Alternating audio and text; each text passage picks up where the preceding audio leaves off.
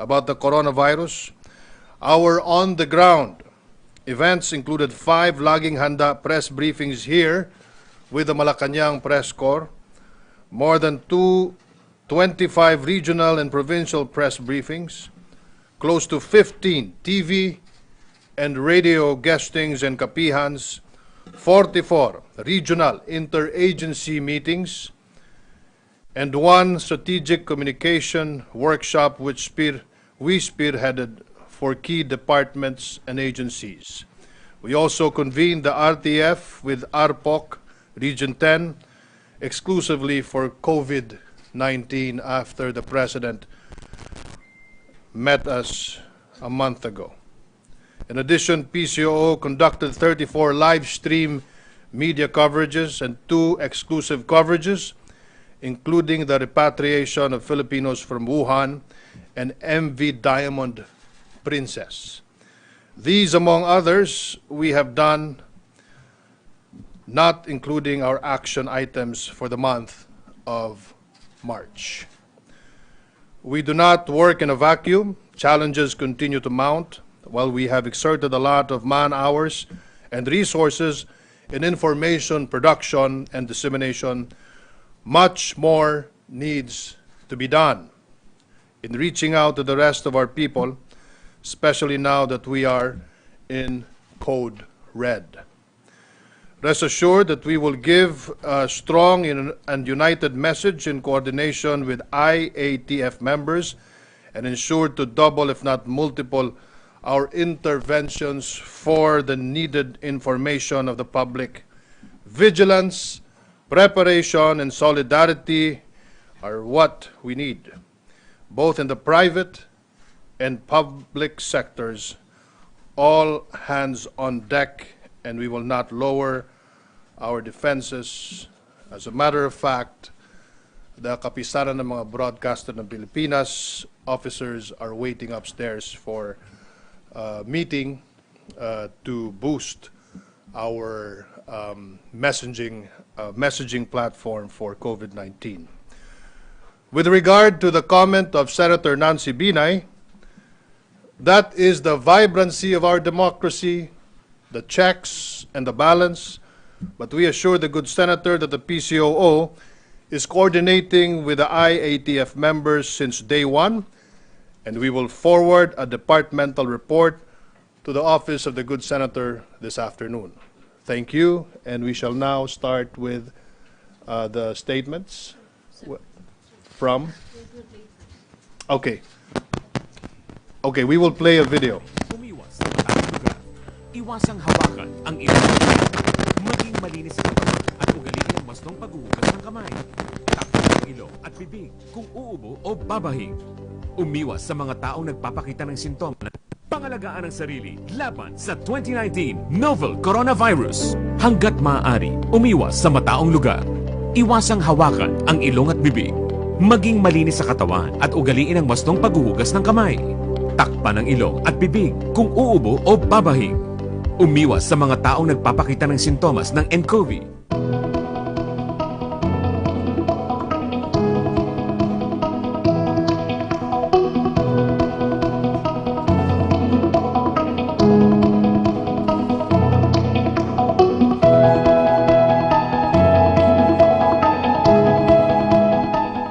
Health Watch, alerto, pangkalusugan. Mag-ingat sa coronavirus. Ang coronavirus ay pamilya ng mga virus na nagdudulot ng iba't ibang sakit, mula sa karaniwang ubo at sipon hanggang sa mas malalaking impeksyon. Sa mga malulubhang kaso, maaari itong maging sanhi ng pulmonya, acute respiratory syndrome, problema sa bato, at pagkamatay.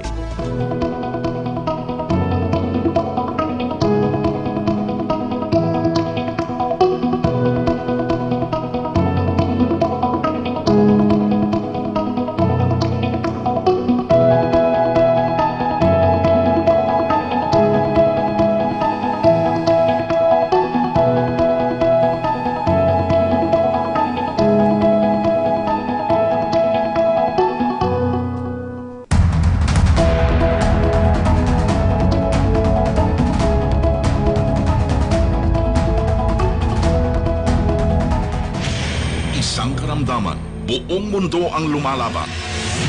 Coronavirus Disease 2019. Our government has already been coordinating with the government of Japan, as well as we sat down with the MV Diamond Princess handler here already to negotiate our terms para makuha na ho natin kung paano natin gagawin itong pagre-repatriate. Di pinababayaan, pamahalaan, kabi-kabila ang pagbabalita sa bayan. Sundan ang laban ng Pilipinas at buong mundo para COVID-19 ay tuluyang masugpo. Dito sa istasyong Para sa Bayan, Radyo Pilipinas. Balikan natin si Chona Yu dyan sa laging handa press briefing sa Malacanang. Chona? Oo, JC, yan yung pahayag ng recommendations sa operations na pagka nang binabanggit ay meron siyang pagkikipag-blogan sa kasama ng mga broadcaster ng Pilipinas para ayusin yung messaging ng pamahalaan kaugnay sa COVID-19. Kung matatandaan kasi JC kahapon ay sinabi ni Secretary Nancy Binay na dapat ay unahin ni Secretary Antanar ang information dissemination sa COVID-19 kaysa magsagawa ng roadshow sa Europa. At sabi kanina ni Secretary Antanar ay bibigyan niya ng report ang tagapa ni Secretary Binay para ipalam kung ano na yung ginawa ng PCO sa information dissemination dito sa COVID-19. Mula nito sa Palasyo ng Malacanang, Sean Radyo, Kuala na Benuenda, Bayan ng Tatanong, mga mag-uusisa. Maraming salamat, Chona Yu. Babalikan pa natin yung hearing sa Senado. No, babalikan pa natin yung buntahan muna natin hearing sa Senado at tignan natin kung may mga updates pa dyan sa laging handa press briefing sa Malacanang. Antabayanan lamang po natin yung pagbabalik natin sa hookup natin yun sa Senado. Parehas sa Senado at dito sa Palasyo ng Malacanang ay tinatalakay yung issue ng COVID-19 dahil meron tayong 10 kumpirmadong kaso dito sa Pilipinas at code red sa buwan. 'Di ba yung ating status sa kasalukuyan at hindi dapat na hindi dapat na malito yung ating mga kababayan doon sa status na yun. So balikan natin yung pagdinig sa Senado. Also expand the membership of the Interagency Task Force on Emerging Infectious Diseases to include other instrumentalities of the government. We need a whole of society and proactive approach in preventing the further spread of the virus in the country. All government agencies and LGUs must render full assistance and cooperation as well as mobilize the necessary resources to undertake critical, urgent, and appropriate response measures in a timely manner to curtail and eliminate the COVID-19 threat. Madam Chair, allow me to take this opportunity to commend our frontliners and health workers, lalong-lalo na po yung nag-aasikaso sa ating mga repatriates mula sa ibang bansa. Sila po ay nagbubuhis ng kanilang buhay para masiguro na hindi kumalat dito sa ating bansa ang virus. Salamat po sa inyo. I just want to ask the Department of Health later on updates. Nabigay na po yung updates on confirmed cases. Yung mga contact tracing natin at yung availability of testing kits dahil minsan sa probinsya, ang tagal pinapadala, about ilang araw pa makakabalik. Ang problema doon, marami na pong maaring mahawa dahil sa tagal ng resulta, lalong-lalo na po doon sa Mindanao at sa Visayas. Dapat nakakalat po yung ating mga testing kits at yung pinakamabilis na paraan na makonfirma kaagad natin kung positive po ba. Magkukos po ng panic yun kung matatagalan po yung resulta. Kindly check on that. At I'm sure pag-uusapan po yun mamaya. As we face this global threat, it is also necessary to know and assess the impact of COVID-19 on our economy, tourism, and transport industries.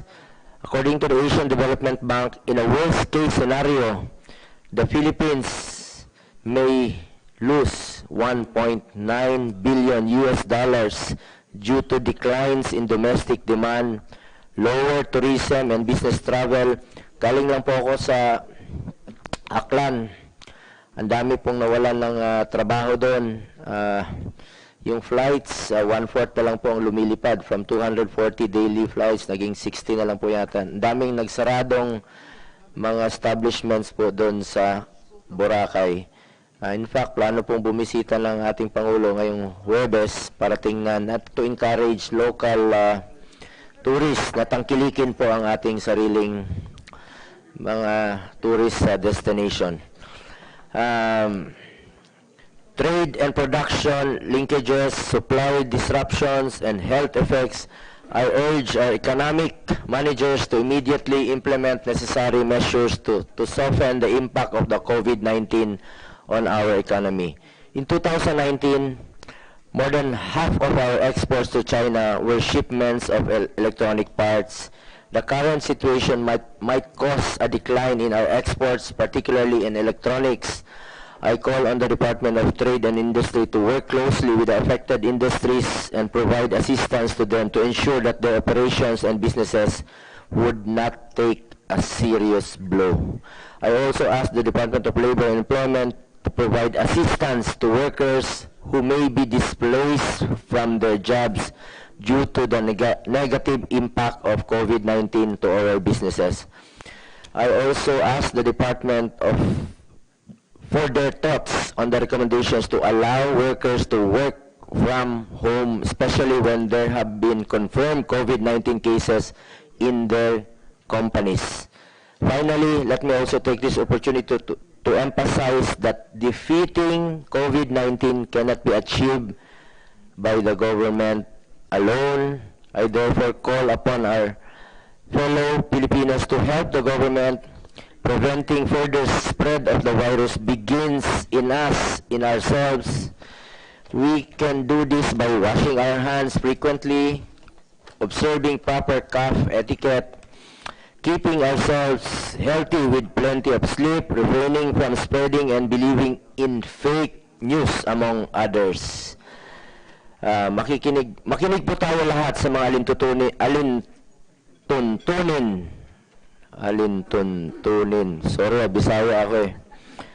Makinig po tayo lahat ng mga alintuntunin at tamang impormasyon na galing lamang sa ating mga otoridad. Iwasan din po natin ang magpanik. Wala pong maidudulot na mabuti ito at mas lalong pinapalala lang nito ang sitwasyon. Madam Chair, I just received information that there will be a hearing in Congress tomorrow regarding the supplemental budget to address the COVID crisis amounting to 2 billion. I will also file a counterpart bill if necessary because we cannot afford to waste time. Buhay ng Pilipino ang nakataya dito. Kung hindi man po ma-certify ng Department of Finance yung availability of funds, marami naman pong gustong tumulong. Nakausap ko na po si PAGCOR Chairperson Andrea Domingo. She's willing yung PAGCOR na tumulong kagad, lalong-lalo na po sa pag-release ng funds para dito sa COVID-19. Gustuhin ko man pong bilang committee chair ng Senado dito sa Health, gustuhin ko man pong magpatawag ng hearing araw-araw. Ayaw ko lang disturbohin ang mga cabinet secretaries para magawa nila ang trabaho nila na mas kailangan ng taong bayan ang serbisyo nila sa ngayon. Marami ng sakuna at kalamidad ang sumubok sa katatagan ng natin mga Pilipino, ngunit nalagpasan natin ang lahat ng ito dahil nagtutulungan tayo at nagtitiwala tayo sa isa't isa. Kaya pairali natin ngayon ang tunay na pagkakaisa at bayanihan. Maraming salamat po, Madam Chair, at sa lahat ng resource persons. Okay, maraming salamat, pero alam naman ninyo, medyo nadidismaya kung minsan tayo rito sa Senado pagkat ang DOH, nung binigyan naman ng budget, kung saan-saan naman na ginamit at hindi naman napunta sa mga testing kit, yung pala, iilan lang, kakarampot lang, 4,000 pa lang yata. Kaya't eto nga, yung 2 billion, kinakabahan rin kami, sana naman mapupunta yan. Sige, Madam Chair, Senator Binay, since please. nabanggit na naman ni Senator Bongo, how many testing kits do we have? We have here Dr. Ditanco. She's from the Research Institute for Tropical Medicine. Good morning po. We speak today, our stock on hand is good for 2,000 tests. Aray ko, nangalahati pa. And nag-procure na ba tayo? May padating ba? At kung may padating, ilan yung padating? We are actually requesting, according to our ITM, 43 million po for additional testing. 43 million? Yes po. Pero ang on hand, 2,000. Yes po. 43 million Pesos po. So, Additional ilang mabibili ron? Yung pong 43 million na nire-request ng RITM for various needs po, including na po yung Hindi, yun na PPEs. nga ang problema kasi lagi kayo nagpo-procure ng various needs. Pero yung frontline na testing kit, wala pala. Meron Ano pong- bang pinanggagamitan ng mga budget na yan? Meron pong pinocure ngayon ng DOH. Hindi ko lamang po alam yung data kung O sige, ilan po yun sa pakisubmit lang central please office at po. dun sa 2 billion na hinihingi ninyong supplemental budget, sana mapunta naman sa taong bayan yan. Kasi kung saan-saan ng mga expired medicine na nabubulok sa bodega ang aming nababalitaan. Maraming salamat po. At sana, sasabihin ko rin, palibasa na rito si Senator Bong, na kung maaari, wag lang yung DOH kasi marami pang department ang naka-frontline sa problemang ito. Okay, Senator Binay po. Madam Chair, pwede malaman lang yung 43 million is not devoted to testing kits, di ba? Hindi po. So, ilang testing kits lang yung pwede nating ma-procure out of that 43 million? Because I am really concerned because I am a parent of 4 kids.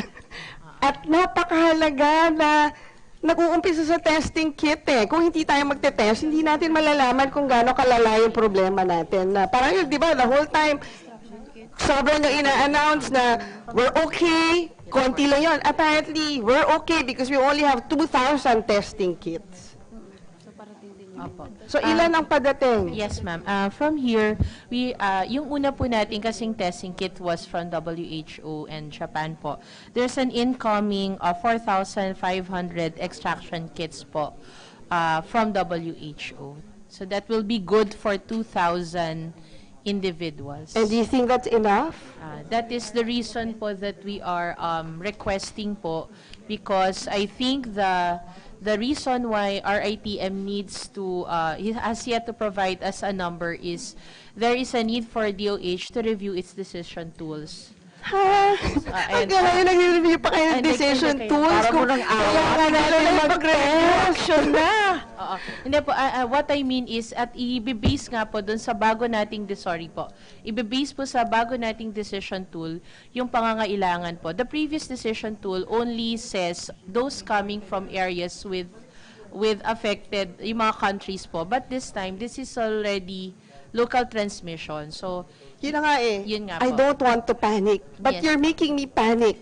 Na- Kasi You're making me yung completely go naririnig talaga. namin ngayon is parang hindi niya pinaghandaan na magkakaroon tayo ng local transmission na mismong si Secretary Duque na yung nagsasabi na it's just a question of when napadating to. And then maririnig namin sa inyo na we only have 2,000 testing kits out of a 100 million population. Di ba parang hindi ba nakakatakot? Yes, ma'am. Bakit napaka-priority ng kung anik-anik na gagastusin Hindi sa po. 43 million, tapos apologies, ma'am. hihingi pa ng 2 billion. Right. In the meantime, ang sangkatauhan ay hindi matetest kung may sakit o hindi. Apologies Tama po, I ba don't yun? have the breakdown of Hindi, the ganito, 43 ganito. million request. Sa ibang pagkakataon, bonggang-bonggang kung aawayin ng DOH. Sa ngayon, andito muna tayo sa NEDA at nag-iintay po yung ibang sektor. Okay? So, let's proceed. Yusek Edilion, let's wrap up. Let's hear the other Madam Chair, sectors. Silva, bago tayo mag-move Senator on, can you Binay. just submit to the committee, magkano ba tong testing kit? Ano yung ideal number na kailangan natin? Kung kailangan pondohan, kung kailangan namin mag-extend ng session, I think all of us will be more than willing to do that. But please tell us what you need, lalong-lalo na pagdating dito sa testing kits. Thank you, Madam Chair. Maraming salamat. Yusek Edilion, please. Thank yes, you, we await Madam the submissions of DOH and its representatives. Yusek Edilion, sabi po ninyo yung first response is safety first and you will put that in place through admin measures, including a 2 billion supplemental budget. Let's keep our fingers crossed that will somehow get released and more importantly spent properly for frontline activities such as testing kits. Secondly, you also presented Recover, Rebuild Confidence. Ano po yun? Before that, just to also inform the other sectors here, merong mga financing programs coming from our GFIs. So there's the Land Bank, TBP. Approved na ho yan. Yeah, these are Akala ko actually 10% existing. pa lamang No, these bukas sa are, cabinet. hindi, pero nakausap na namin sila. Yan, so okay na. Yeah. And then there's the SSS, merong mga unemployment benefits din. Next, please. And then next, we have the DOLE. I'm sure si Sec Joji will... Yusek? Yusek Joji Yes, will... we'd like to recognize Yusek Aragon's arrival. Madam Chair, before, kasi nabanggit ni Yusek yung SSS, pero ang programa niya is only for the employees, di ba? Meron ho ba kayong parang sinasuggest for the employers na kumbaga parang may moratorium muna tayo kung hindi nila kayang magbayad for the meantime? Lalong-lalo na dun sa industriya ng turismo. May ganun ho ba kayong ginagawa programa? Meron. Yun yung sinasabi nga namin na regulatory forbearance na baka pwedeng term payments, mga ganyan tipo, na i-allow sila noon. So that's part of our proposal as well. So, siguro dun na sa, yung sinasabi rin namin, build up inventory of strategic commodities. Yung rebuild the confidence, ito na yung promoting domestic tourism. So, DOT will actually ramp up its programs. And then for government to lead in MICE activities na pwede naming i-move to third quarter siguro lahat. Retooling, Alright, babalikan natin ang nagaganap na pagdinig dyan sa Senado. Mainit na mga balita muna tayo hatid ni Donna Dominguez, ang oras 11:20 ng umaga.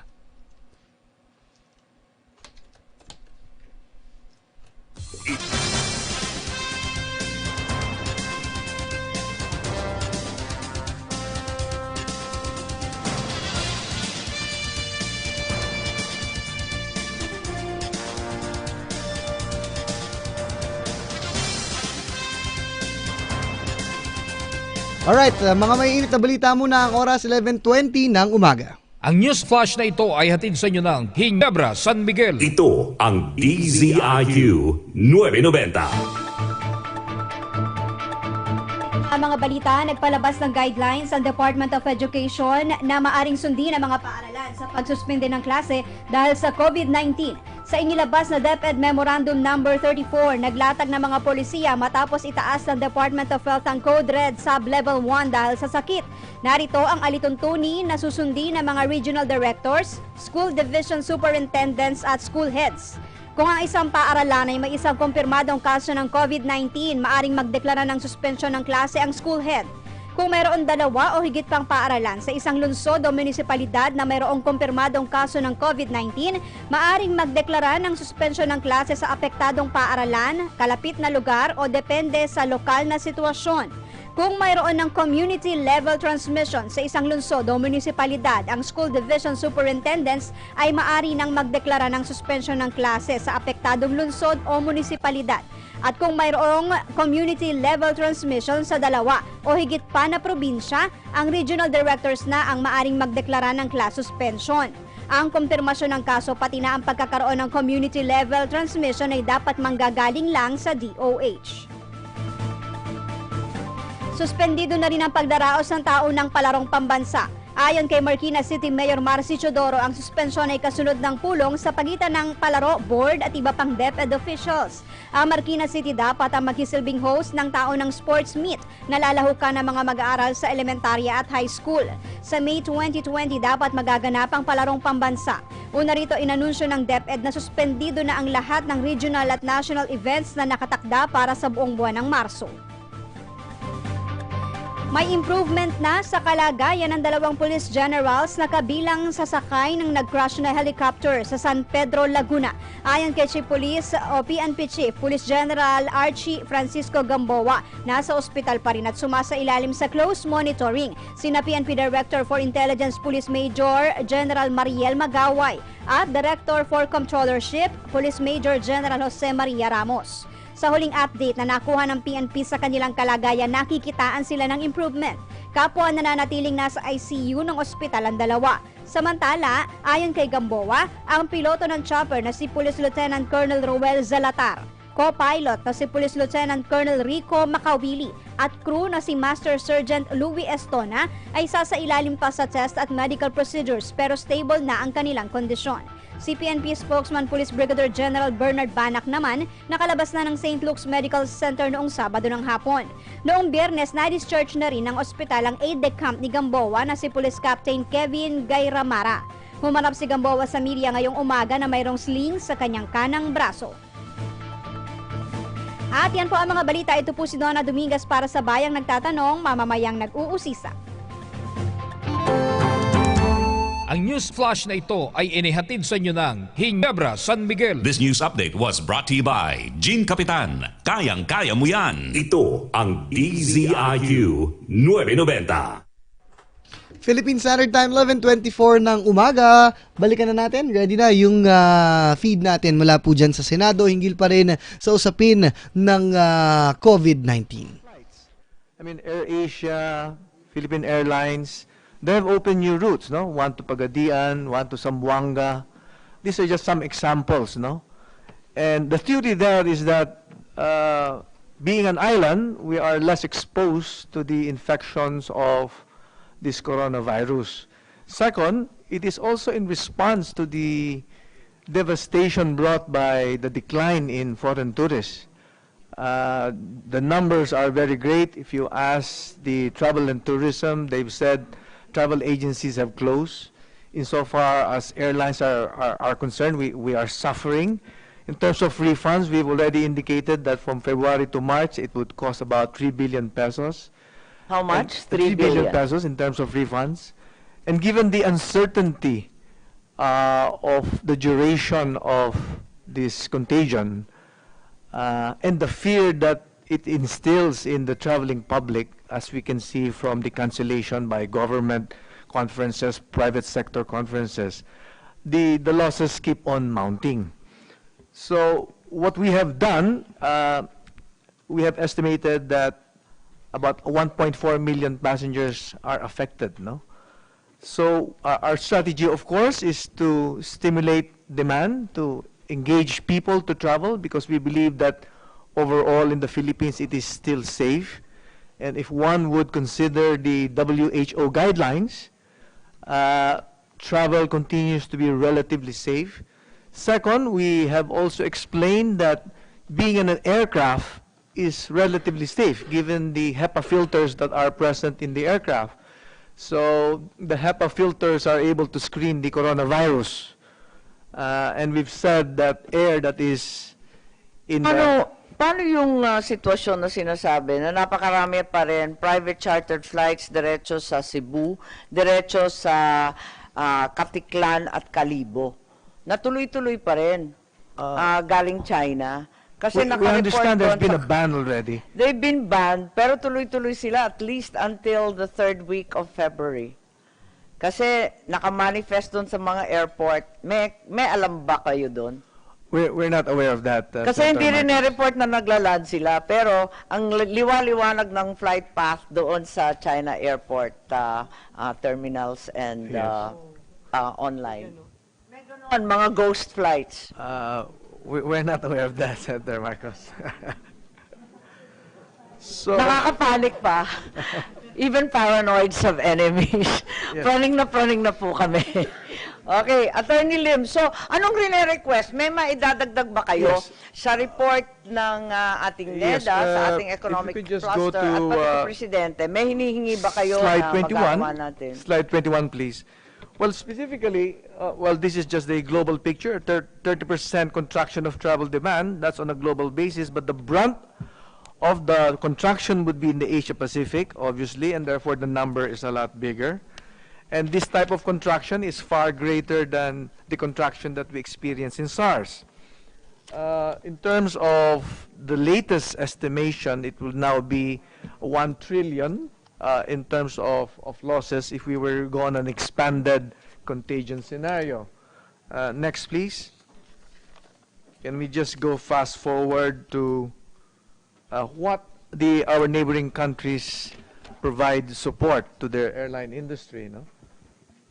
We have, of course, Thailand is providing support in terms of suspending excise tax. Yeah, there's a request, I think, almost universally for a lowering of excise tax on aviation and landing fuel. charges, navigational charges.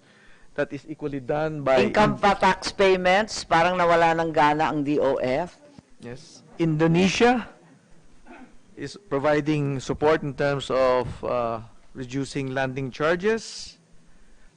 Singapore is allocating funds to for the aviation sector to help employment. And for nakakaingit yan. Ano yun sa Pilipinas? so far, there is no the equivalent of a cash conditional transfer for the aviation sector, if that is at all feasible Madam Chair? or under consideration. Attorney Lim, But wala ko ba kayong presentation na sa Philippines, ganito yung nakukuha niya na at the moment? Wala nga eh, zero. There's none, Senator Binay. There's none. And what we are asking specifically, now there are two things, if I may just lump it for the moment. One is the cancellation, suspension, waiver of navigational and landing charges. We've estimated that the local airline industry pays about 500 million pesos per month. So that is about 6 billion a year. So any assistance from the government in terms of reduction or cancellation or forbearance will of course be helpful. And the other thing is the suspension or cancellation of the travel tax. This is a long-standing request of the airline industry because we believe that the travel tax has long Maybe ask lost. the DOF, kung may data kayo, magkano ba taon-taon ang kinokolekta sa travel tax? Gano'n po ba kalaki yung travel tax collection natin, Yusek Beltran? Kung may naaalala po kayo. Travel taxes don't go to the national government. All of it Di ba go sa to the CHESA? Philippine Tourism Authority. Oo. So it doesn't go to NG. It doesn't affect the national government. Oo, sa CHESA. So siguro tanongin na lang natin sa CHESA. Opo, Yusek Edilion, please. Yeah, we have the numbers, mga 2 billion a year. Mga 2 billion. 2 billion a year. Oh, maliit lang pala. Your Honor, if I may say, our Dami-dami ng pera ng DOH na hindi naman ginagamit sa tamang lugar. Sorry pero marami akong hugot dyan eh. Our figure as of for 2018, the collection from travel tax is 6.4 billion. So 50% of that goes to TIESA, 40% goes to CHED, 10% goes to the National Cultural Commission. And on top of that, there's a roughly 30% exemption from this travel tax. There are about 17 categories of exemptions, which we feel creates a leakage anyway to this collection. But more importantly, Your Honor, if this 1,620, if removed, can create a demand stimulation. It is a major component for a family traveling to our neighbors, which is actually an important stimulus for travel to make that purchase decision. So we believe the slide here shows how 1,620 can benefit. So in the great scheme of things, alin yung priority ninyo? Yung iba't ibang fees na pwedeng tiisin o suspensohin We muna will yung go for pagkokolekta, the yung excise tax sa cancellation aviation of fuel. the navigational and takeoff and landing charges. Kasi mas malaki yun eh, kaysa Yes. sa travel tax sa totoo Yes, lang. Your Honor. Tsaka siguro, Madam Chair, pagdating dun sa travel tax, kung wala rin naman magta-travel, wala rin naman ganong benefit, di ba? But you've already said this sa DOF? I mean, you've written them Yeah. or you've already told them that... We've coursed it through the Civil Aviation Authority agencies because they participate in the interagency task force. And- We have submitted this But so already. far, no response yet. No, we've given a follow-up letter requesting for this. We are hoping that they will be able to give us some feedback. Sige, baka, Madam Chair, si Yusek Beltran can give us an update kung... No, I'm not talking about yung travel tax, but the other OTR lahat yan. request. Puros Yeah. kaap yan, di ba? Yes, Your Honor. Puro kaap. Siguro kalampagin natin ang kaap. MIA, CAP. Parang wala sa listahan ng NEDA yung kaap. No, actually, we met with them last week, and this will be among the things that we will be discussing tomorrow sa EDC. Hindi ninyo linagay Hindi sa pa. inyong listahan. Hindi pa kasi may... Pwede bang ilagay din yan? Yeah, kasi kasi- sa totoo lang, parang mahalaga yan kasi sila yung Yes, ma'am. frontline eh. Apa. Pero ang titingnan muna namin kasi may impact to sa mga PPPs natin. So, this will be part of the discussion tomorrow. PPPs? Bakit? Yung mga airports natin, marami doon actually naka-PPP. At umaasa sa travel tax? Oh, sa kasama- yung landing, mga landing, terminal fees, oo, yung mga yon, yung navigational fees na Yes. sinasabi.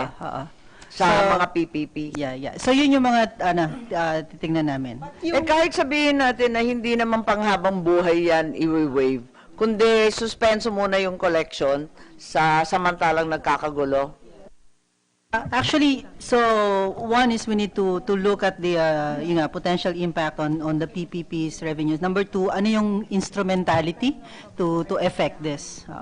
Alright. But, Madam Chair, but yung sa excise tax on fuel, I think yan, DOF can DOF na yan. decide on that. Yung excise taxes, pwede namang executive yan ang magdesisyon, di ba? Madam As a Chair, kapitan, please. Madam Chair, our excise taxes are legislated. So, They're also legislated. Oo, that's right. Now, I think there was, I'm not sure how much. But there are clauses there that allow for emergencies. We can check, Your Honor.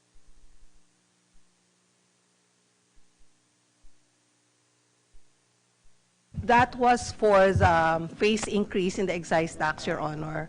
It will no longer hold because we already have reached the maximum tax rate.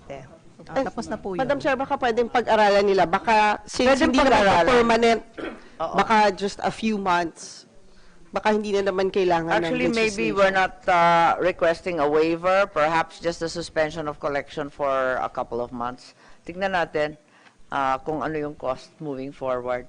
Are there any other comments or additional suggestions from the tourism and travel industry? Attorney Lim, Attorney Mantaring, please.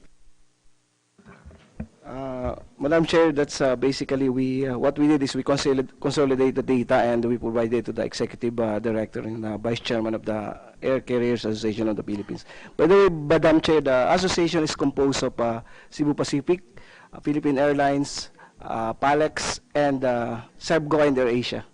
So hindi kasali yung mga Royal at yung mga Pacific na naglalanding ng Mumu flights They are not members of the sa association. Katiklan, Kalibo at iba pa. Maraming salamat. Madam Chair, Tinutuklas ko lang. Siguro just to Senator Binay, please. Just to share, because 2 weeks ago, I conducted a hearing on the impact nga of COVID-19 sa tourism industry. And 2 weeks ago, ang plan then was to encourage domestic tourism. But after 2 weeks, apparently mukhang hindi na ganun yung strategy. So, how will you cope na kahit yung domestic mukhang wala na din? In spite of the fact na alam ko meron kayong mga piso fare and other promotions together with DOT. Well, of course, DOH has not, to our understanding, the WHO and the DOH has not come up with any guideline calling for a travel ban domestically or restricting flights. So generally, flights within the Philippines, more so, is pretty much safe in general. I think the general precaution that I have read from Hindi nga eh. Ang WHO. problema, Bobby, talagang nagkaroon na ng local transmission. Ang inaasahan nga, magkakaroon ng clustering ng incidences sa iba't ibang lugar. So, local na yan. Hindi na yan international. Siguro, Madam Chair, to add, kasi sa ibang bansa, for example, like Cathay, I think, muna sila, di ba, nagparang forced vacation for some of their employees. Are we going towards that direction? Well, that's a question of, number one, economics, because the cash drain on the airlines is really dependent on travel demand. And the fear of flying is, initially was due to the lack of information about this COVID-19. Now, I think the airline industry looks at the situation as government having more information locally and globally about what it is all about. And the challenge has been really assembling the resources needed to trace, to check, and screen the potential spread of COVID-19. So you don't, so in so terms of- apparently you don't see the airline industry going towards that direction na, well, hindi naman laying off, but telling them na siguro mag-early vacation muna kayo or something. Well, we believe that it is still contained. Given the statistics that we see, there are 10 that we know. And I think the precautions have been issued by DOH in terms of reducing big social gatherings. But we feel that domestic tourism is still an avenue for us, for the airline industry, to continue earning revenue. And if I may say, the Vice Chairman of the Board of Airline Representatives for Cathay Pacific is here, Mr. Rob Bradshaw. If Yes, you would the like, chair recognizes the vice chair of Board of Airline the Board of Representatives Airline composed of foreign Representatives. airlines. Thank you very much for coming to our hearing. And due to lack of material time, may I just request that you provide us with a position paper so that we hear from the international airlines as well? Yes, thank you very much. And with that, let us proceed. Due to the lateness of the hour and a potential violation of human rights not allowing you to eat lunch, let's just have a working lunch and carry on with the discussion. Tuloy-tuloy po tayo sa OFW kasi abalang-abala yung mga pamilya. Sangkatutak na Ilocana ang nagte-text sa akin na matatanggal daw sila sa trabaho nila at hindi makabalik. Ano po talaga ang sitwasyon? Yes, good afternoon, Administrator Olalia, Yusek Aragon. Yes. Good morning, Madam Chair. Good morning, Senator Binay. Yes. With respect to the deployment, we still maintain our travel ban to China. We don't send OFWs to China. With respect to South Korea, except for the two regions where the epicenter of the COVID-19 arose, we are sending OFWs to South Korea. We already lifted the travel bans to Hong Kong, Macau, and Taiwan. And OFWs are allowed to return to these destination countries subject to the execution of their declaration. Pero nagkakaroon rin ng travel ban against the Philippines and other Asian countries sa Middle East. Nag-umpisa na yung Qatar, di ba po? You're right, Madam Chair. Tsaka yung Kuwait, sumunod na rin. So, inaasahan natin na sunod-sunod na rin lahat ng mga iba pa. Yes. Over the weekend, Madam Chair, Kuwait and Qatar declared already a temporary suspension of entry coming from 14 countries, included po ang Philippines. So as we speak po, hindi po makakapunta ngayon yung mga OFWs natin sa Qatar at saka sa Kuwait. Madam Chair, dito sa dalawang bansa na to, ilang OFWs natin? Hundreds po ang umaalis every day. So more or less, we're talking about... For January and February last year po, if we compare the data, there are more than 2,000 to 3,000 OFWs will be affected. because of this temporary suspension of entry to these two countries. Sa dalawang bansa pa lang yan. Yes, ma'am. At maliliit na bansa yan. Wala pa yung mga Saudi at iba pa. Ang Saudi, ma'am, nag-declare na rin sila ng restriction. If you travel via connecting flight from 7 COVID-infected countries, hindi po sila makakapunta po doon. But if you take the direct flights coming from Philippines, then they will allow the entry of our OFWs. So maybe ask from the administrator of POEA, ano yung way forward natin ito? Anong gagawin natin just moving forward? We are in the process, ma'am, of contacting the employers through our private recruitment agencies with respect to Qatar. No, but is there a and- plan? Is there a plan? Seeing that there will be a downturn in the deployment and even those who have already been deployed cannot go back, ano ang gagawin natin sa mga OFW na hindi makakapalik sa trabaho? Meron bang ibang options? Anong alternatibong hanap buhay ng mga ito? Yes, ma'am. Ang Department of Labor, ma'am, at saka OWA, marami po silang livelihood programs, no? They can Yeah, do pero their wala sa karampot ng kinikita abroad. Yes, At matagal-tagal yan bago kumita. Totoo, ma'am. Oo. So ano po yung ating assistance packages? Yes, ma'am. Kung meron. Ang OWA po, marami po tayong financial and livelihood assistance to our OFWs. Yes, if we may be updated at saan sila makakakontak kasi lahat kami, nakakatanggap kami ng mga request. Are you anticipating na malaking dagok ito sa ating OFW remittances? Sa pagdating sa remittance, ma'am, of course, lalo na yung mga destination countries that they already announced yung suspension of entry, like sa Middle East natin. Okay, yung Europe at yung USA, wala pang pending. Wala pa, ma'am. Wala pa tayong balita. Yes. Okay, so if you could also provide updated figures on the deployment issues as well as those who can't even go back to work. Yes, ma'am. We will submit the report to this. Ay, maraming salamat. So with that, we go to General Ching Plaza and the rest of the export manufacturing sector who are clearly impacted by valuable supply chains and other issues that involve China with the downturn. Siyempre, pinag-usapan natin sina Dan ng SAPI with the electronics, auto, communications, and other areas. Just brief statements po, and then we will request that you provide us with policy papers. Thank you po. Yes, ma'am. Thank you very much, Your Honors.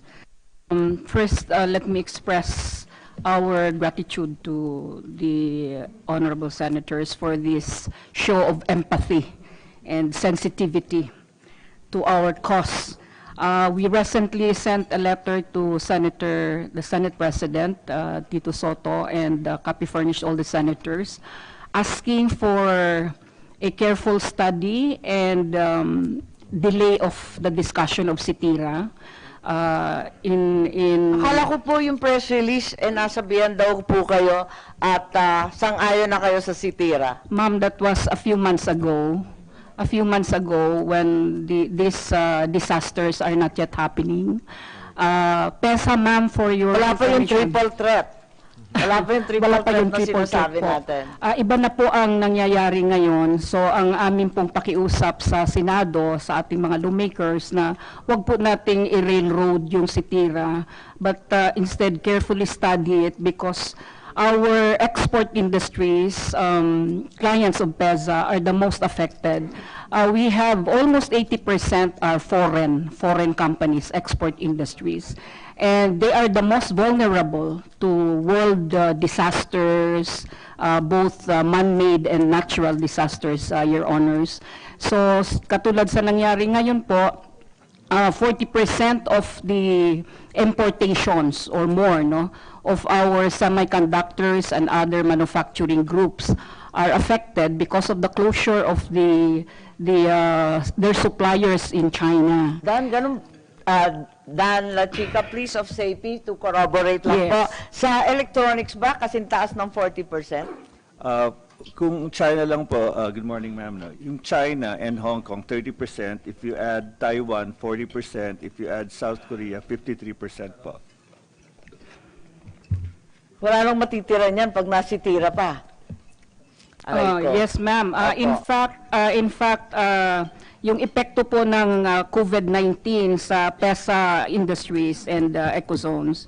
Number one is yung sinasabi ko nga po, yung suppliers ng importations of our companies are closed. So affected na rin po yung job retrenchment at saka yung production quota ng ating mga locators in PESA. Just as the global market demand has gone down. So with the travel bans, na-affected na rin po yung movement of goods, import and export. So there is a delay of the delivery of the exportations by the buyers of our industries. And of course, the lowering down of the production quota of our industries. Speaking The of quarantine- quotas, can we just, sorry Yes, kasi ma'am. nagmamadali tayong lahat. Yung Conweb po, si Marites Agoncillo, I'd like to inquire, lone survivor na kayo ng garments industry natin. Yes. Nai-impact ba kayo nitong China COVID virus? Yes. Good afternoon, Madam Chair. Yes. Yes, at the moment, to be exact, and we're already starting factory lineup of the forced leave. This is, I'm sure Don knows this. This is our measure when the supply is not coming in because the whole supply chain is affected. So we're doing like temporary forced leave in some of the factories. Bale, ilan ng empleyado na The nadadali sa workers ganyan? is, under our industry, we have about 280,000, thereabouts 300,000 direct workers.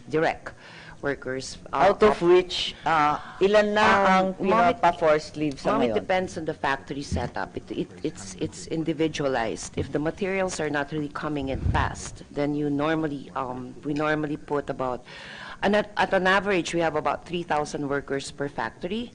So at an average, normally we try to minimize it, like about 10%, 5% are on forced leave.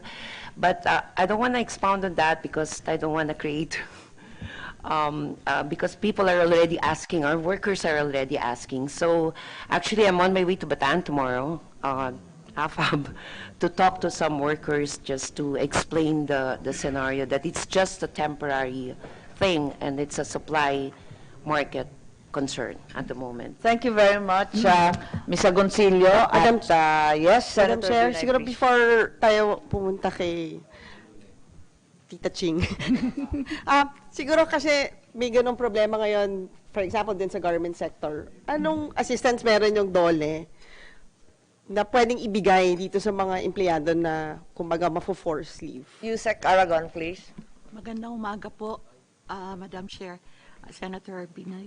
Ma'am, as stated, we do have budget items that would cater to this particular concern, the TUPAD and the Adjustment Measures Program, which are all geared towards... Pero malaki-laki po. Ang sinasabi nating mga numero, nasa 300,000. Tapos yung safety, ilan na naman yon. Kapag tinotal nyo yan, ano ang karampatang budget na ibibigay dyan? Kung sakasakali. Pantawid, gutom. Yes, ma'am. Right now, we're doing pencil pushing relative to our scenarios, no? Kung ito magpe-persist Magkano pera ninyo para dyan? Kasi sa totoo lang, yung inyong emergency funding, di naman malaki. Hindi Wala po. naman kayong QRF.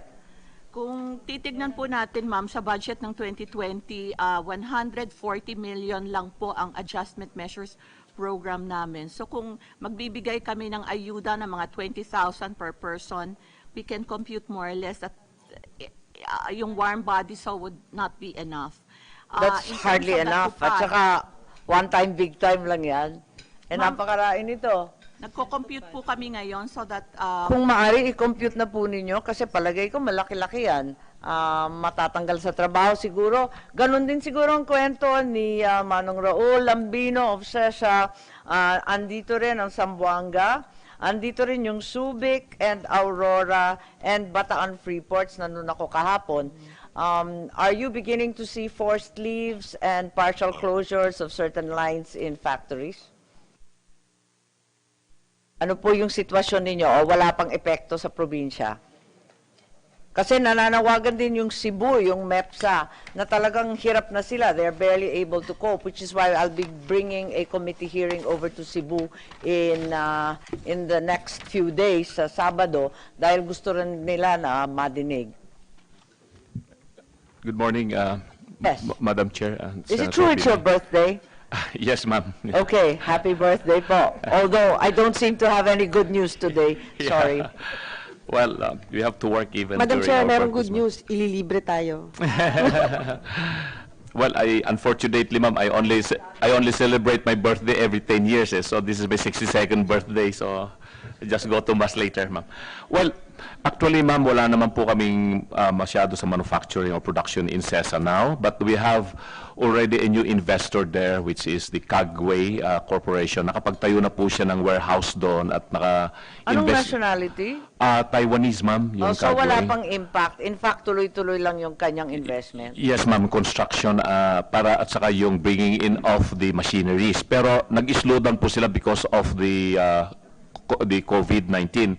Tapos yung isa po na malaking investor na inaasahan naming papasok na sana sa first quarter, ito po yung textile factory coming from Shaoxing, which is the biggest area where textile is produced in Ayun yata China. yung binabanggit ni Marita Sagoncilla noon na biglang nag-back out yata. Hindi pa naman po nagbabackout. Sana po, ma'am, hindi kasi nakahanda na po yung 100 hectares na ibibigay namin sa kanila. Pero si Mr. Chow, sabi niya hindi mo na makapunta dyan sa Pilipinas. Tapos yung isa po ay yung investment po ng Wind Magics International para sa windmill doon po sa Santa Ana. This is done in coordination with the Philippine Renewable Corporation sa Department of Energy na magtatayo po sila ng 100 megawatt na windmill doon, farm. At kare-receive ko lamang po ng email from the CEO na hindi pa rin siya makauwi rito sa Pilipinas. Tama. Oo. So, ito po Kaya yung lang, mga impact na yan, ma'am. Anong gagawin sa napakaraming renewable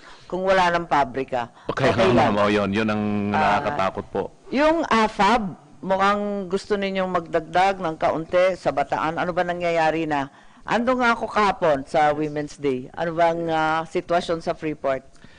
Madam Chair and Madam Senator, good afternoon. Thank you for gracing us yesterday with your presence, Madam Chair. So far, we have been monitoring the employment situation in Bataan as we speak.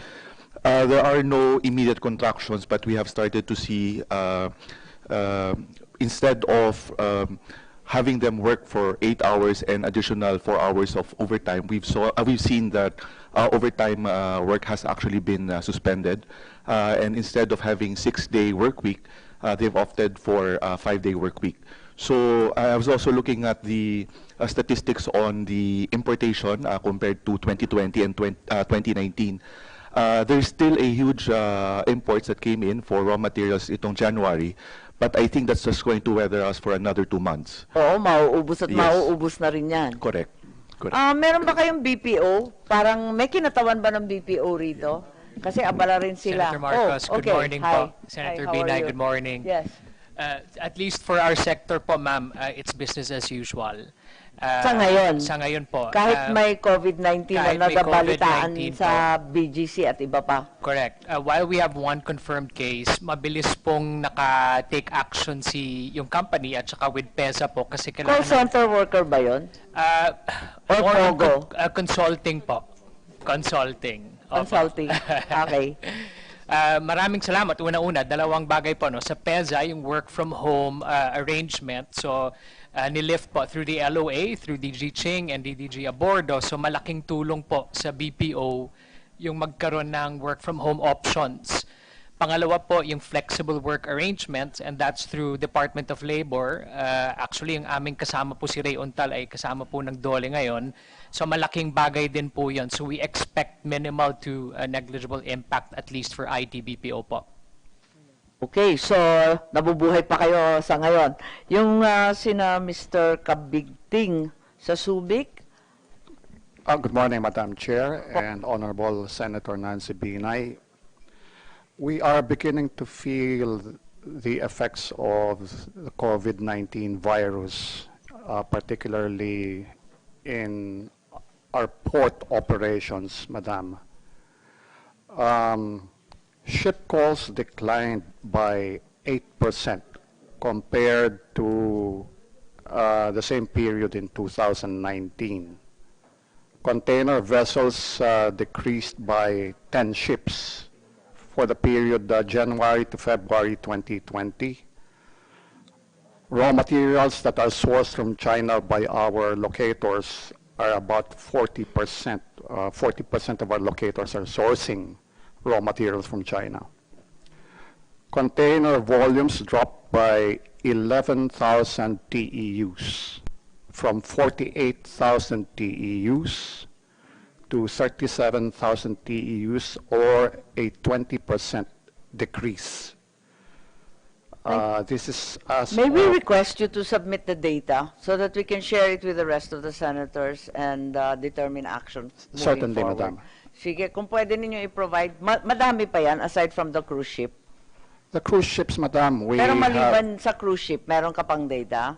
meron din po. We canceled, well, this is our strategy, Madam, because we don't want to offend the cruise line companies. That's right, that's a Once real this- growth point in the tourism once we sector.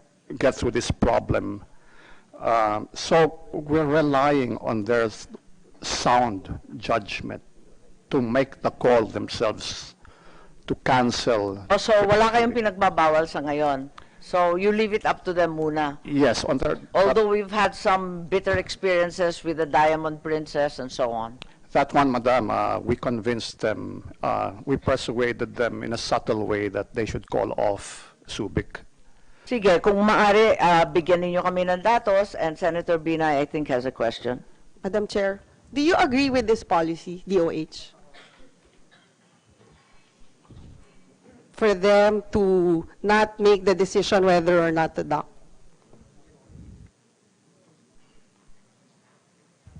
So, ma'am, I think it should be a joint decision po. It is with primarily upon the advice po.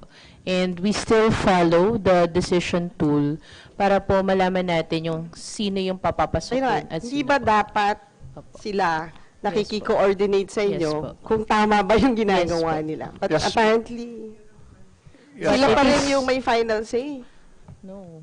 Actually po, the process Pero is nag-uusap naman kayo? Yes, ma'am. Nagkukonsulta naman sa through DOH. the Bureau of Immigration and Bureau of Quarantine So po primarily. you agreed with that policy na antayin muna itong si cruise liner na magdesisyon kung magdadak sila o hindi? We employ Hindi. subtle measures of Pinap- persuasion, Madam Senator.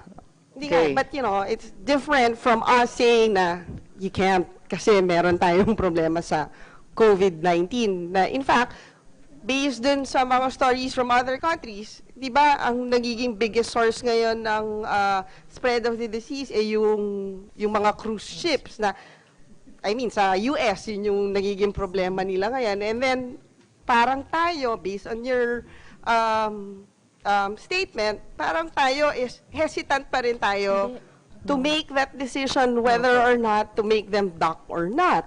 No po. Ang the process po, ma'am, is they coordinate with the Bureau of Quarantine, and it is the Bureau of Quarantine who Teka gives muna, them kanina ka pang mga decision tool, process, pinag-aaralan. Baka mamatay na tayong lahat pinag-aaralan pa rin Ma'am, ng hindi po siya DOH. pinag-aaralan po. It's already a protocol in place because titingnan po ng BOQ po yung nag-a-assess kung ano po yung health situation within the cruise ship, and they are the ones who give clearance But- po. Pero wala tayong clear guidelines. For example, si cruise ship, pag meron nag-land po. sa Hong Kong, talaga hindi pwede. Ano Kahit yung kung sino clear mag- guidelines? Wala ba tayong ganun? Mukhang alatsamba kung anong masabi, kung anong makumbinsi. It's Alatsamba? already in place po, ma'am. What is in place? That there is a protocol What on is how... the protocol? The protocol So what is it? Can they come or they cannot come? Ano ba talaga? It is based on the decision tool if they come from Yung countries decision tool, with... sino The magdi-decide? decision tool po is based on the DOH released by the Department of Health wherein areas... Siguro for example, kunyari, may padating ho ba ngayon sa Subic? Yes po. Schedule. Yes, for February and O March, mukhang canceled na lahat All of until the- the end of March. up to April na lang po. Pero sila nag-cancel end of yan? Or March us? canceled. Sila na po. May, Silang nag-cancel. Can I say it in a different way? Okay. Baka the way you said it is not right. It's just that we don't want to take the risk of having these cruise ships come to our port, knowing the dangers that they pose. But we don't want to lose the market as well as soon as we That's are right. off. But obviously, primordial in all of this is the safety of, di ba, of the Exactly, ma'am. public. Exactly. Siguro noon mauuna ang buhay ng Pilipino kaysa sa negosyo. And then we make the call at the last Kinakabahan ako the sa latest inyo lahat. possible. When we have to make the call, then we do make the call for the ships not to come to our port. Okay, Hindi, maraming salamat. Madam Chair, can you just submit to us what is the clear-cut policy? Kung sabi mo may mahiwagang protocol, decision tool, process, at iba pa, pahingin na lang ng kopya kapag hindi ko naintindihan, malamang hindi rin naintindihan ng iba. Okay lang. Sige, submit na lang. Okay? And I appreciate receiving from Attorney Kabigting the data. Okay? Sige, maraming salamat. Alam po ninyo, dito sa sinasabi nating triple threat, we're already at 12 o'clock. We're only at the first threat. Ang second threat that we need to hear about is the abrogation of the VFA. Obviously, its legality has been questioned, and there are certain measures even here in this chamber of the Senate that make us think twice about it.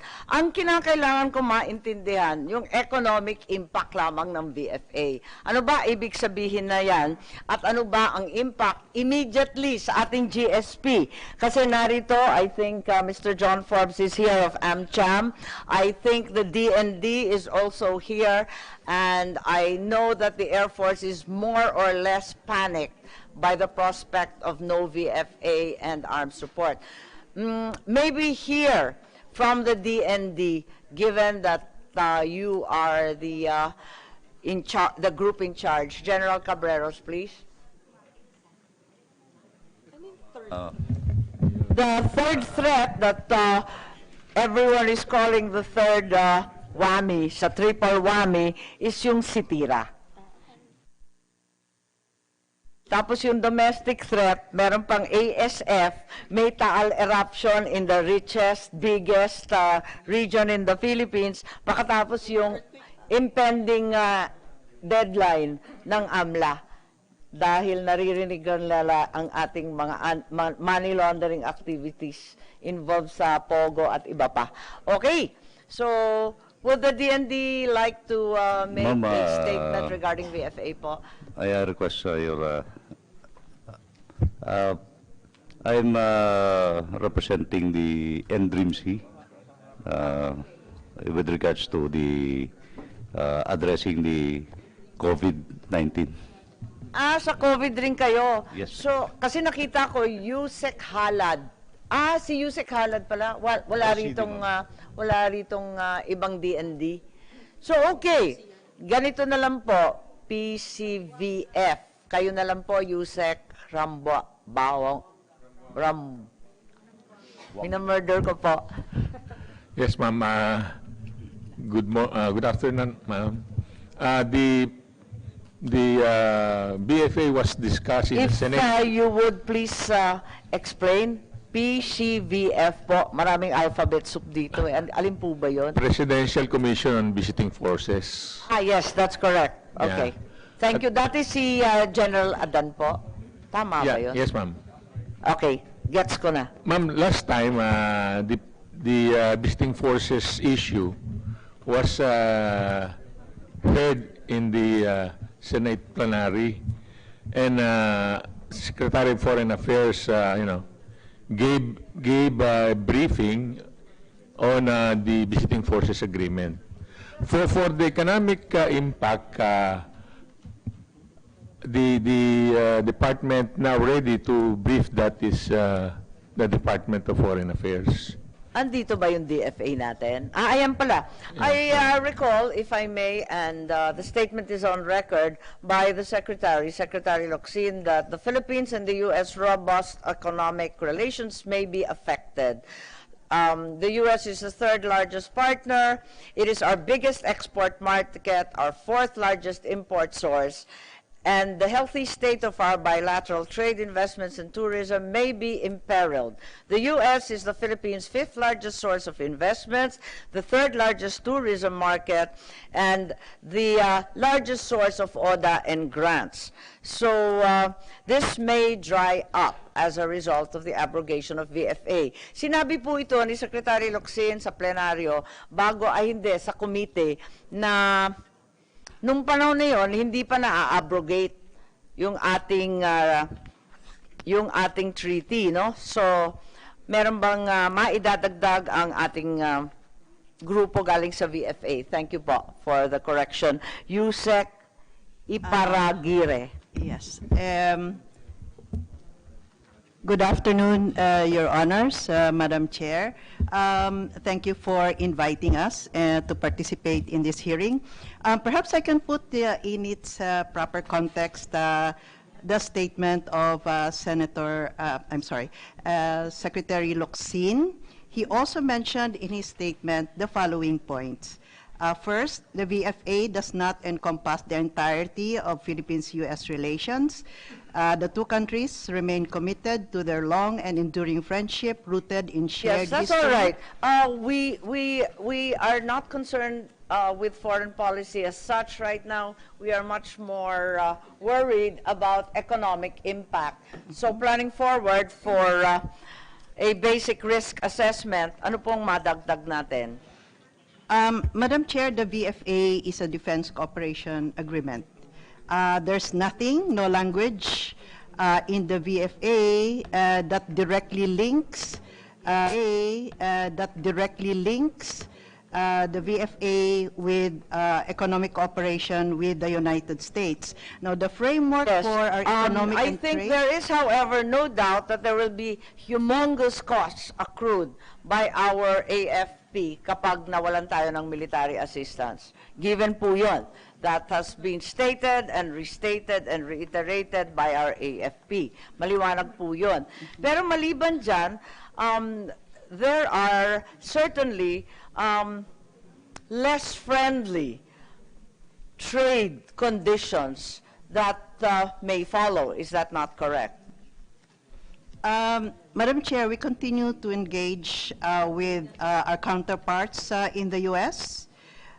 Indeed, they are our third largest trading partner.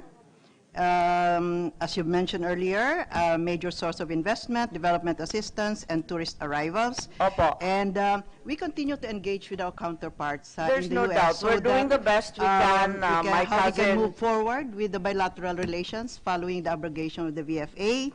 And in our engagement with the U.S., particularly with representatives from the U.S. Embassy here in Manila,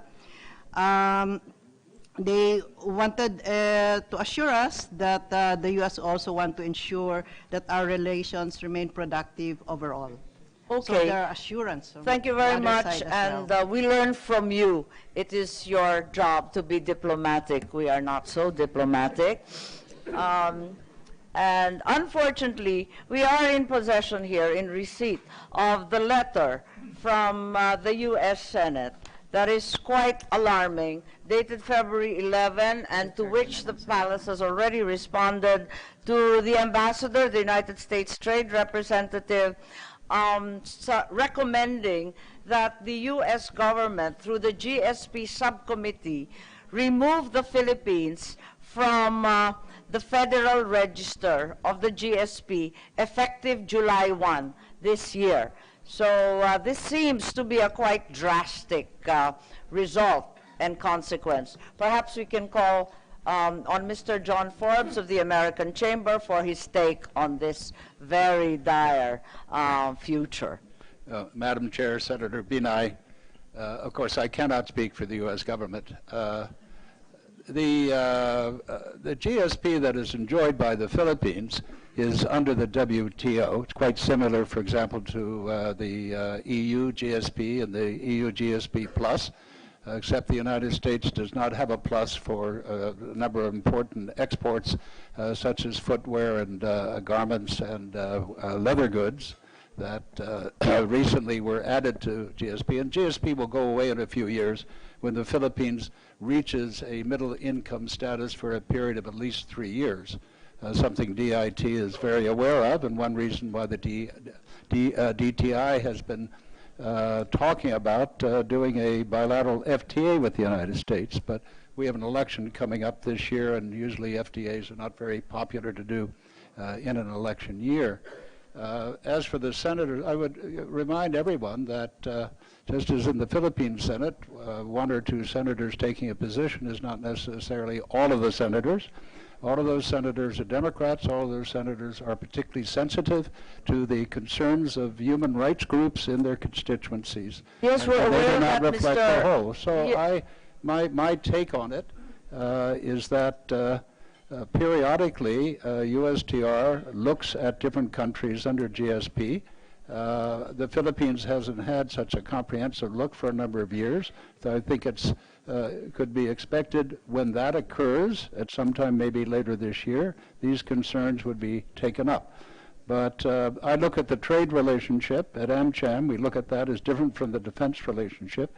We do think that the impact of pulling away from these agreements we have in Korea, we have in Japan, and not having that here, will have some impact on our investors in concern about the future defense of the Philippines, and we certainly agree with those estimates on costs, the enormous costs that were written about by a former Philippine Air Force Chief of Staff in his column yesterday are certainly important to consider. Thank you. Yes, thank you. However, I don't have such a sanguine outlook on the American legislature's actions. If you recall, the budget provision that banned anyone who was in the line of action towards the imprisonment of Senator De Lima began with a mere 2 congressmen. And thereafter, a 3rd congressman joined, and eventually it became a reality. In this case, we are saying that there are only 6 Democratic senators who've signed this letter. However, the impact would be overwhelming. And I see SAPI as well as Conweb frantically raising their hands. Does Marites Agoncillo want to say something?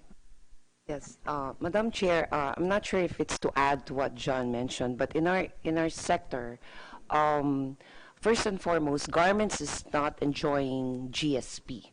However, in 2016, we managed to get 28 tariff lines of Chapter 42 for leather goods from the United States Congress to enjoy GSP. And this is the industry now that's about $706 million, right? Now, the impact is, and I could say this now because I just got emails over the weekend from major buyers like Coach, Kate Spade, the U.S. brands, Michael Kors. You have to understand the impact. I'd like to, there is an impact because most of the investors for leather goods, for example, and if there's a threat for GSP, hosted in the Philippines are also located in other countries like Cambodia, Vietnam. So when an investor manufacturer got an order from the U.S. side, and there's this threat that the GSP status or the duty-free status of the Philippines is under threat to enter the United States, and you're looking like at anything between 10 to 17% of bags and up to 20% duty. So they're starting to move these orders out of the Philippines because of a mere threat of a possible GSP impact lost on us because of the VFA abrogation. There is a threat. Yes, there is a very serious threat to my mind. In the meantime, allow me to release, subject to their submission of the requested data, reports, and other protocols, the so-called decision tool. DOH as well as NDRRMC, being that they are the frontliners in this war against COVID-19. You may go now, but the rest of us need to plow through the rest of this. Thank you. Okay. So is there anyone who'd like to add from the DTI kung ano pa ang maasahan natin? Kasi yung trade balance natin sa Amerika, liyamado ang Pilipinas. Mas marami tayong binibenta sa kanila kaysa sa binibenta nila sa atin. So talagang lamang tayo. Ngayon, sa VFA, anong mangyayari nito? Bibili pa kaya sa Pinoy ito? Thank you very much, Madam Chair. From the DTI's point of view, we of course understand the potential implication of the VFA on Philippine-U.S. trade and investment. We know that the U.S. market is the biggest export for Philippines, and at the same time last year it was the biggest source of foreign direct investments. However, we think that the economic benefits from this relationship, which has been perennial and has been strong for many decades, will continue despite a potential policy change in this VFA abrogation. We know that the trends coming from U.S. businesses in light of the COVID outbreak would tend to be dampened, and that is similar to the rest of the world.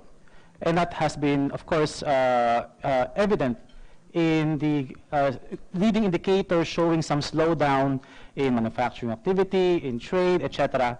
But we also note that as similar to many of the expectations coming from both governments and the private sector, that this is a temporary aberration, is going to be a short-lived event, and that economies as well, including China in particular, will rebound strongly from the adverse effects of the COVID impact. And similarly, with respect to the VFA, we continue to enjoy strong relations with the U.S.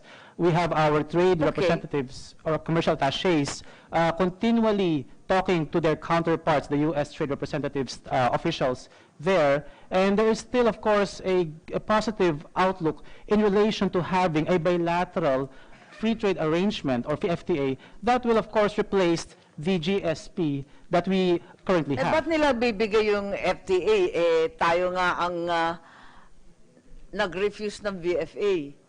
Parang inaasar na nga natin di ba? Yeah, ma'am. Sabi nga ni Presidente Trump, di bahala kayo, makakamura pa kami. Thank di ba you. ganun yung sagot? Parang wala siya sa mood makipag preferential trade agreement ulit. Well, ma'am, our observation from this recent development is the economic relationship will continue to be positive. Sige. That's our, Kasi masisisante sa trabaho sa DTI pag hindi yan ang sinabi mo. Hindi, biro lang. Inaasar lang kita. No, thank you, ma'am. Let's to put it fairly, would it be fair to say, therefore, that immediately there will not be any dire consequences, but in the medium to long term, we will not see any further future investment? Is that correct, Mr. Forbes, Ms. Agoncillo, and the DTI? I'm not trying to get you fired. No, I would agree in the medium. I can't predict the long term, but even UNCTAD, there's a story in the paper today, it's just estimated globally that FDI will fall 5 to 15% a year. Last year, FDI in ASEAN went up 19%, more than in China. So the Philippines is the outlier in this because it fell. When BSP puts out their figures later this week, you'll see about a 30% drop to 7%. So if you apply the UNCTAD prediction to that, you might have FDI going down 6%. One of the causes, of course, is Cetera. We've been dealing with this issue since December of 2017. And we know this is under interpellation this week. The interpellation has started in the Senate, and the executive branch is pushing for you to complete that by Wednesday. What we would encourage is we did do a letter, the Joint Foreign Chambers with the associations to my left, which we sent to Senator Cayetano. We appreciate the efforts of the executive and the legislative body to try to get this done, but we do have some key issues that we've written all of you about, and we want to get beyond Cetera and back to the job of creating jobs and doing more investments here. Yes, may I encourage the different groups that represent export and led by General Ching Plaza to please come up with a comprehensive report. I think this so-called triple whammy that we've received of late came in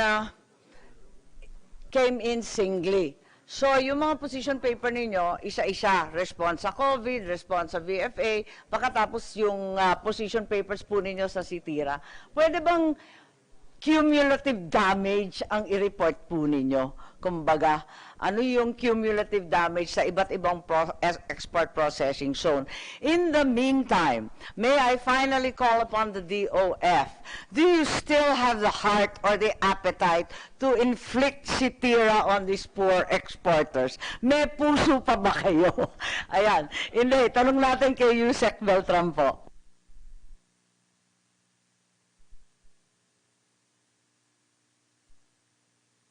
Sa Yusek Beltran, Asek Habitan, ayaw na sumagot ni Yusek Hili. Talaga naman. Okay, sige, Asek Habitan, kayo naman daw ang kontrabida ngayon. Your Honor, lagi naman pong kami yung kontrabida. To your question whether we still have the heart, we always have had the heart, and that's why we're pushing for Sitira.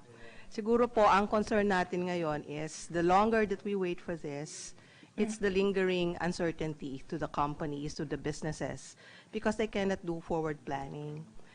We have reached a lot of agreements already. Much of the positions have already been discussed, and we've reached some sort of, parang andun na tayo sa medyo balanse na. We've also received statements of supports from various. Ano po yung balanse doon? Confirm, sang-ayon ba kayo? O gutom na lang kayo at pagod na? Yung mga export sector, travel sector, balanse na raw yung sitira. Your Honor, in the case of, for example... Actually, yung balanse na sinasabi ni ASEC, if I may, baka ang ibig sabihin po ninyo na revenue neutral. Yung mawawala sa deduction sa corporate income tax, kikitain sa rationalization, so-called, of tax incentives to exporters and other groups. Tama po ba? Yes, Your Honor. I think it is with this regard because we have already, I think all the hearings that we've undertaken through the last 3 years, we've reached this sort of position. And may I inquire, just very simplistically, we're not economists, magkano ba ang mawawala sa corporate income tax deduction? Let me call a friend. Your Honor. Lifeline po. Yun ang sabi ng PESA. Director Juvie can give the answer to that. Because it's a number that we have tried to estimate very well. We've also tried to estimate it in the Senate, and sa pakiwari namin, hindi po revenue neutral. Talagang ang laki ng babayaran ng exporter. Okay po, ASEC please.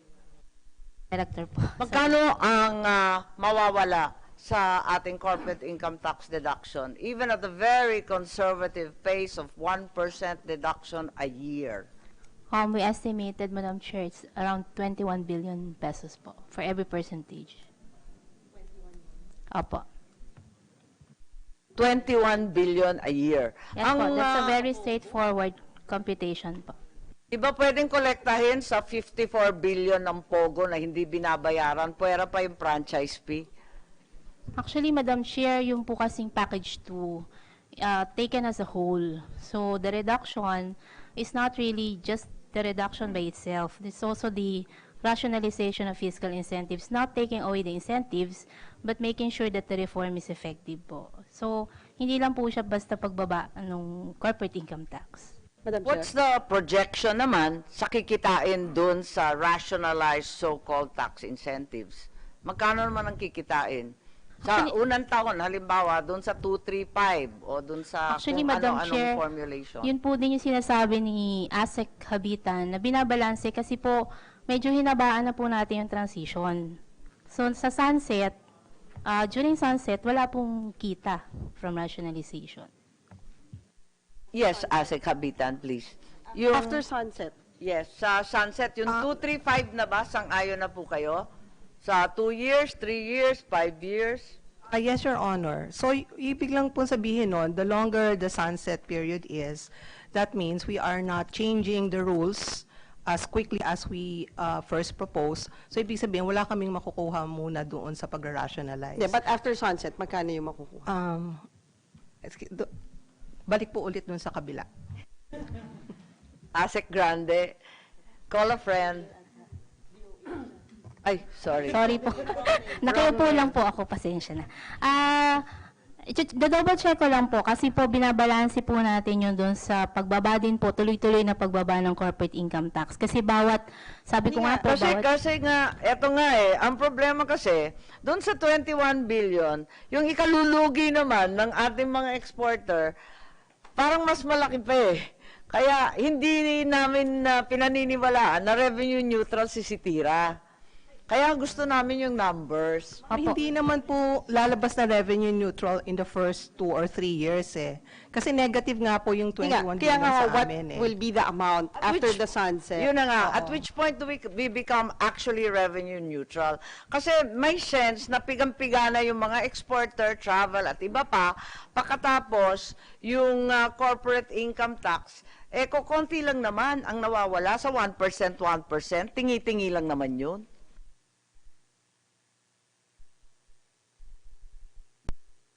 I see Mr. Dan La Chica jumping up and down here. Thank you, Your Honor, Senator Binay.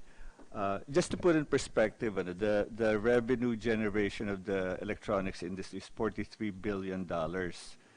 And if you look at the COVID risk, that could easily be zero this year, depending on how long it takes.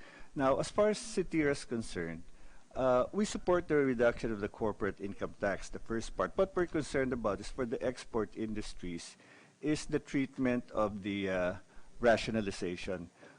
We appreciate the fact that sunset period has been given, but, and again, I don't want to be bearer of gloom and doom, but it's very possible that multinationals, after the sunset period, will still move out. Because as it is today, they have already triggered their contingency plans. Naturally, corporate planning is medium and long term. Obviously, they need to put their plans in place. Yes. In fact, one company that was told to, if they're not happy here, go to Vietnam, they actually went to Vietnam last year to look at the incentives that Vietnam is giving, which is superior to what the Philippines is offering. Chair. Yes, Senator Binay, siguro, please. in light of this COVID-19, hindi ba pwede pag-aralan ng DOF? Baka pwede ibigay na muna natin itong lowering of corporate tax na hindi kasabay itong rationalization of incentives. Total, yung sinasabi po ninyo, di naman kayo kikita ng 2 years. Di postpone na muna yung ibang sitira, yung tira, itira muna sa 2 years. Ba pwedeng pag-aralan nyo na it will be part of the economic stimulus program in light of this COVID problem na wala muna tayong rationalization pero meron tayong lowering of corporate income tax. Your Honor, parang gano'n naman po ang lumalabas dahil ibababa naman yung CIT at the same time dahil nga mas mahaba yung transition period, ibig sabihin yung fiscal incentives that are currently being enjoyed, especially by our exporters, nananatili pa rin siya. Hinbaan nga po natin yung sunset provision I think But in light of this problem that we have now, baka yung sunset provision nyo is not sufficient anymore. Kasi nga, marami sa kanila, expectation nila for this year, the numbers are not okay. And then tapos meron pa tayong may VFA pa, hindi pa natin alam kung anong kalamidad yung pwedeng dumating sa atin. So hindi ba pwedeng pag-aralan niya? Maybe you can do the numbers and check the numbers again. Baka kaya naman na mag-lower muna tayo ng corporate income tax without rationalization of incentives. Your Honors, can I share our experience in Okay, PEZA? General Ching Yes. Plaza. Ma'am, Nasaan thank po you. ba tayo? We're the most affected because, as I mentioned earlier, almost 80% of our clients in PEZA are foreign exporters. Question lang, intriga lang. Opo. Bakit lahat ng kapangyarihan binibigay sa BOI under the new animal Exactly. ng Finance Exactly, ma'am. Ano nangyari sa PESA? Bakit po tinanggalan ng kapangyarihan? Hindi totoo. Nandun po sa repealing clause ng Senate version na tinanggal po sa PESA ang authority. Bakit hindi ka na-type? Bakit? Siguro dahil kami po yung maingay. Kami po yung maingay. Madam, just for the record, Madam, we are what we really wanted together with our industries to test Citira first to the domestic enterprises, because this is the first time that our domestic enterprises will be given incentives by government. The incentives package for the exporter should remain because it is already tried, tested, and proven and globally competitive, Your Honors. Hindi, nag-aalala lang po ako kasi may bagong animal na ang pangalan FIRB Yes po. na hindi naman natin natitikman pa. Makatapos ang head, Secretary of Finance, na ang tanging trabaho ay mangolekta. Opo. Samantalang, ang kinakailangan dyan, investment generation, employment, trade, promotion ng export. Opo. Parang baliktad po. Bakit na baliktad yung batas? Opo. Dapat yung unahin natin yung kumikita. Yes. Pero ito, Performing. una, yung revenue Exactly. collection. Parang, teka muna, walang makokolekta kung walang kumikita. That's right. In fact, ma'am, the threat now is, our exporters has many branches. They have many branches all over the world. So the possibility of being unhappy with the type of Citira, they will really transfer. So this will affect the 1.5 million directly employed by our PESA industries. And those indirectly employed together with directly employed, we have now a total. Hangad namin ay hindi lang mauna sa pagkahatid ng balita. Kundi ang dalhin kayo sa gitna ng mga pangyayari. ACIU 99. Ang aming pamamahayag ay hindi makasarili. Walang takot, ngunit patas at